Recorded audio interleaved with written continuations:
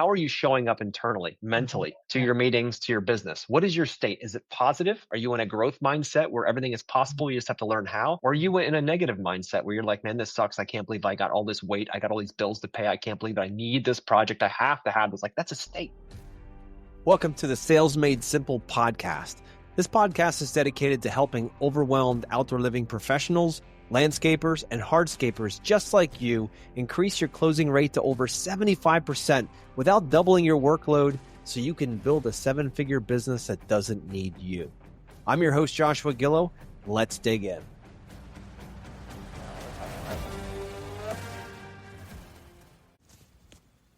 Hello, everybody. This is an excerpt from an interview I did with Savannah Gresham over at Mill Creek Marketing. Enjoy. Yeah, so everyone out there, I've been doing this since I was 18 years old, and being out and doing outdoor living projects is one of the things I love the most about life, is going out and meeting with new customers and hearing the dreams in their voice and in their heart, and taking those ideas with our bare hands and coming up with ideas in three-dimensional design, and then being able to take those ideas and transfer them to the ground where they can walk on. I don't know about you guys, but there's something so exciting about grabbing an idea, seeing it in 3D, and then a few weeks or months later, walking through it, right? There's something so cool about that. And it's always lit me up since I first started in this industry. Now, my background was I started in the garden center. My mother started a garden center back when I was 5 years old. And because my brother, he's about 18 months younger than me, and we were heading off to school. And my mother was like, she was a stay-at-home mom. My dad was a butcher. He worked at a local supermarket. And we lived on, farmland, lots of land around us. And so she started a garden center because she loved raising plants. But then after she raised a bunch of plants, she had lots of extra, and she's like, I'm going to sell them. And that's, she started in a little porch in the back of the house, and, very, very rural, basic, blue collar world. So in that, I learned a lot. I remember the first time I sold something, I was 5, and I saw people coming to my mother's garden center, and they were coming in. She had like sign at the end of the road, and people would come in to buy these plants. And I got my little red wagon, and I went out in the fields around us, and I looked for really cool rocks. Like, it was like something fancy. I don't know. I just thought, for some reason it came to me, why don't you go out and look for rocks? So I found rocks, and I brought them into my little wagon, and I sat there right by the door to the entry of the garden center, and I would be like trying to sell my rocks. And I remember when people give me like a quarter for a rock, and I'm thinking, like, I watch people give my mother money all the time for plants. And I'm like, that's 100% profit margins right there. That's right. Right. So it was great to go out and to see my mother doing it, and then be like, wow, okay, can I do it? And I wasn't thinking about that back then. It was just something cool to do. And so I eventually started selling rocks, and that worked out pretty well. Probably made a couple of dollars there, which is great for a 5-year-old. And then I upgraded to tiger lilies along the road, because we live in Pennsylvania, rural Pennsylvania, and we'd see them flower. And I'm like, what if I potted those up? I bet I could get $1 for those. So I did, potted them up and sold them for $1, and it was amazing. So that started this whole entrepreneurial spirit inside of me.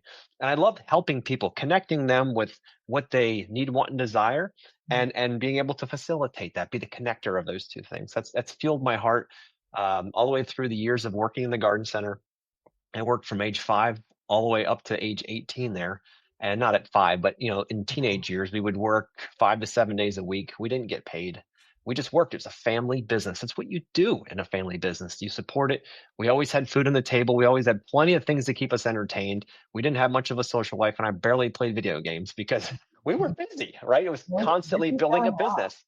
Yeah, it's just bootstrapping a business. My parents did not come from the background of business. None of their family were ever in business. So they were the first ones. They were the pioneers that broke through, and they made a lot of great decisions and a ton of bad ones, right? But I got to be front stage for all of that and got to see how that works. But one thing my father always said to me is, he said, Joshua, when if you can help somebody, if you can serve them, if you can add value up front, the money will always follow. That was always his thing in business. And so that really stuck with me. And I said, when I started in age 18, we started Timber Rock, which is our first design build outdoor firm.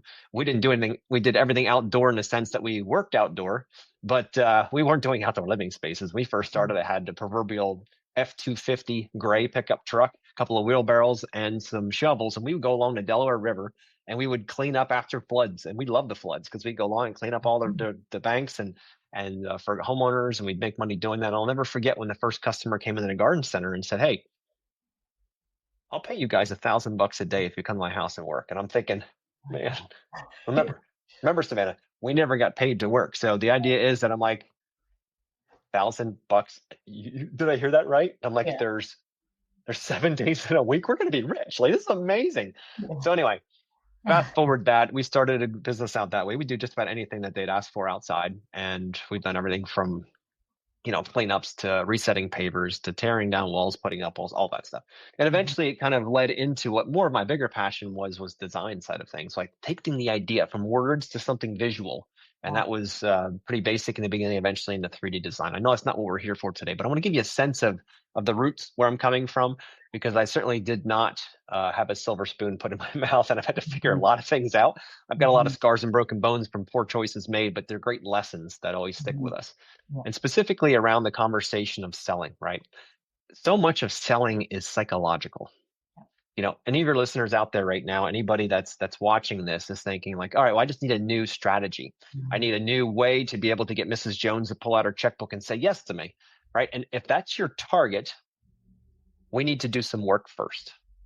And what I mean by that, there's a concept that I work on. It's called the three S's. So first, it's state. What state are you showing up in? I don't mean like around the country. I'm talking about how are you showing up internally, Mhm. mentally, to Yeah. your meetings, to your business. What is your state? Is it positive? Are you in a growth mindset where everything is possible? You just have to learn how?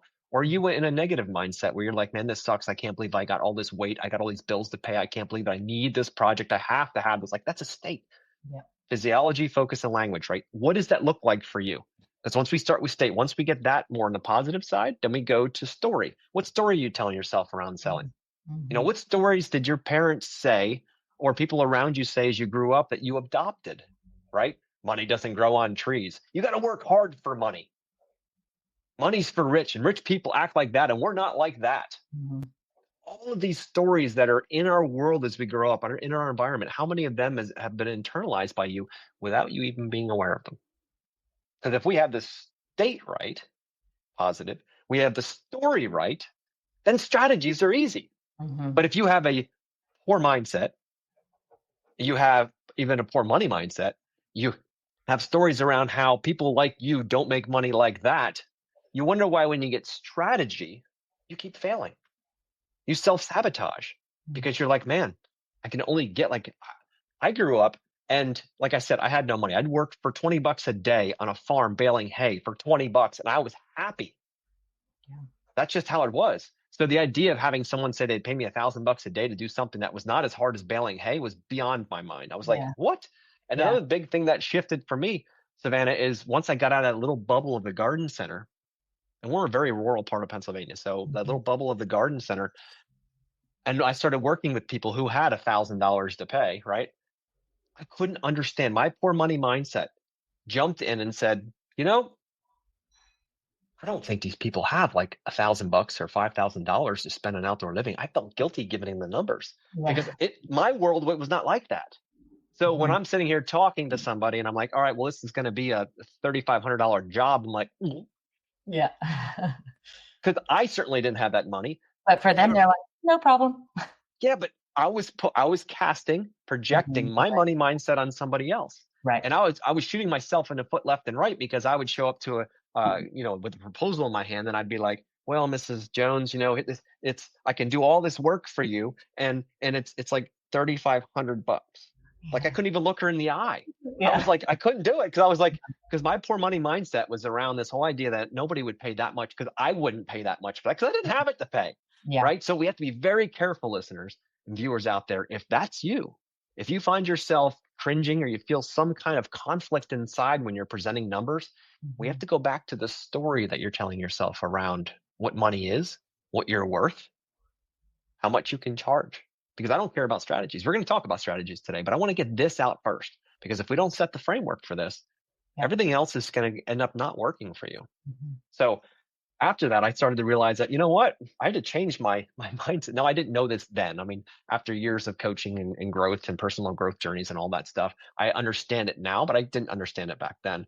And once I realized that other people had a heck of a lot more money in their bank account and were willing to spend it on outdoor living than I did, I was like, really? Okay. Mhm. Well, if that's the name of the game, that's how it works. Let's do it. Yeah. So then you propose a little bit more and a little bit more and a little bit more, and pretty soon you're at $10,000 jobs. I was like, oh my God, they have $10,000 sitting in an account somewhere waiting for their backyard. Yeah. this is amazing, right? Anyway, and it just kept growing and growing and growing. Yeah. And now, after all these years, almost 30 years of doing this, now our design managed practice, our average project is $250,000+, right? And Which we and surely just it's couldn't have imagined, it start like no, you're at the beginning of your story was 25 cents and now you're at yeah, 250K. It's a yeah. huge increase.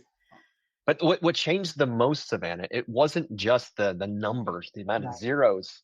Yeah, It exactly. was it was the person. I had to become a different person Yeah. in order to become the person who could handle, manage, and actively work with clients who are spending that kind of money. That Exactly. 25-cent 5-year-old Joshua did not have the skills yet to be Hmm. able to do what we do today. Yeah. And it's not that it's better or worse. It's just that the gap between 5-year-old and 46-year-old Hmm. Joshua, it's time. It's lots and lots of challenges. It's lots and lots of triumphs and Yeah. tribulations and all those things. Learning that's what it is. And if we look at this and say, look, my goal is to hit $250,000 a project. If your listeners think that'd be amazing, that's great. Where you are now, say you're doing 10K projects or 25K or 50, there's no shame in any of it. It's all awesome. Hmm. But the person who's doing a $25,000 project right now needs to grow into the person who can do a Yeah. 250,000. That's a journey. Yeah. That's not like a book. I read this and all of a sudden, boom, I get this lucky chance to do that. That's not how So this works. yeah. You've got it's your personal growth that has to happen. Your Mhm. business will never grow faster than you do. So if you're not investing in yourself Great quote. Yeah. consistently, you Hmm. are never going to grow on that path to be able to handle the bigger project. So I'm saying this all to kind of to overlayer what we're going to get into today, No, that's so because good. it's And I'm not. dropping some of your quotes in the comments because I think what we see a lot of the time is business owners in all industries jumping from tactic to tactic, strategy to Mhm. strategy. None of this works. You're looking for the kind of silver bullet, magic, easy button, but Yeah. you're saying you have to become a different person. And I can see the same in my business journey. Like some of the clients we're Mhm. working with now, they should not have hired me when I first started. I wasn't ready to serve them Yeah. at the level that they need to be served, and now I am. But you do have to earn the right to command those higher prices, and it's not really just about the price. It's the larger projects and people with higher expectations and higher desires for excellence and whatever. You have to become the person that can deliver on that confidently. Yep. Yep. And I want to drop one bomb here before we get rolling. So in life, in business, we all want to set goals. That's our target, right? I want to hit whatever, $1 million this year. I want to have 25 projects. I want to buy a motorcycle, whatever it is. It could be a Mhm. hundred different things. Yeah. Whatever's unique to you is beautiful. But the question really is, or not the question, the thought here is where you are now, your point of reference, and where you want to go, your goal. The gap there is the journey.